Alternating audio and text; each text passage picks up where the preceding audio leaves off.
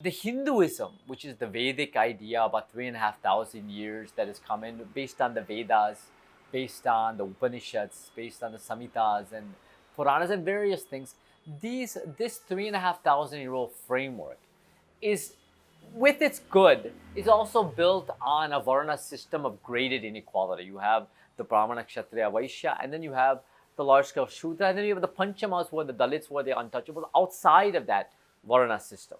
So this is a built-in graded inequality. This, over hundreds, over thousands of years, has morphed into a kind of jati system, which is also, you talk about 6,000 jatis, 9,000 jatis, 24,000 jatis. I mean, the jatis are immense, but which is based on an endogamous system. But this is a graded inequality.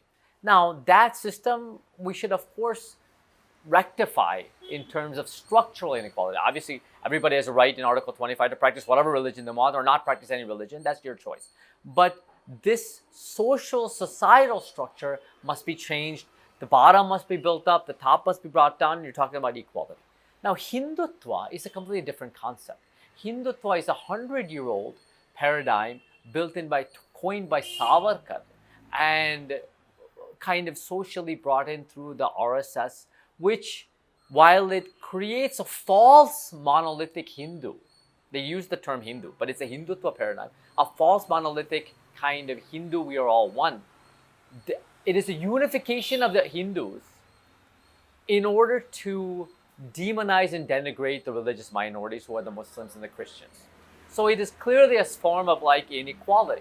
So although the unification of the Hindus, which is not based on scientific thought, which is not based on a justice mechanism for the Dalits and Adivasis, who have historically never been Hindus, who have been outside of the Varna Chaturvarna system and hence are not Hindus, but the inclusion in order to demote, denigrate, demonize in many ways the religious minorities is something I don't ideologically believe in, and is something that does not fall into the truly idealistic, secular, what we believe, distant from religion, and truly justice-based mechanism that our constitution and the nation of India is founded on. And there's a certain degree of, there's hate in Hindutva, there's a kind of a